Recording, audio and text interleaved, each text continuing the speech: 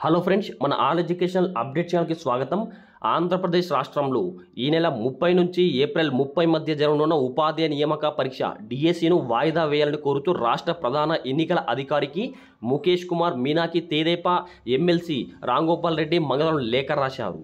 ఎన్నికల ప్రక్రియ ప్రారంభమైన నేపథ్యంలో అభ్యర్థులు అసౌకర్యానికి లోనవుతారన్నారు. ఇప్పటికే సర్వీసు ఉపాధ్యాయులు ఎస్జిటీలుగా పనిచేసేవారు స్కూల్ అసిస్టెంట్ పరీక్షలు రాయనున్నారు. వాళ్ళు చాలామంది మూల్యాంకనానికి ఎన్నికల విధులకు సంబంధించిన శిక్షణకు హాజరు కావాల్సి ఉంటుంది. దీంతో వారు పరీక్షకు సన్నద్ధమయ్యే అవకాశం ఉండదు అని లేఖలు తెలిపారు. సార్వత్రిక ఎన్నికల ప్రక్రియ పూర్తయ్యే వరకు డిఎస్సి పరీక్షలు వాయిదా వేయాలని సిపిఐ రాష్ట్ర కార్యదర్శి రామకృష్ణ సైతం లేఖ రాశారు.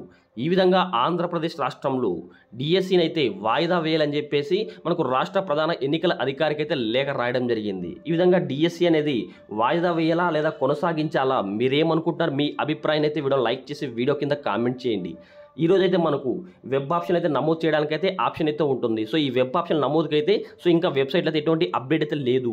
ఒకవేళ ఏమైనా అప్డేట్ వచ్చిందనుకోండి, వెంటనే మన వాట్సాప్ లేదా టెలిగ్రామ్ గ్రూప్లో అప్డేట్ చేస్తాను. కావున ప్రతి ఒక్కరైతే వాట్సాప్ లేదా టెలిగ్రామ్లో జాయిన్ అవ్వండి. గ్రూప్ లింక్స్ అయితే నేను డిస్క్రిప్షన్లో ప్రొవైడ్ చేస్తాను, గ్రూప్లో జాయిన్ అవ్వచ్చు.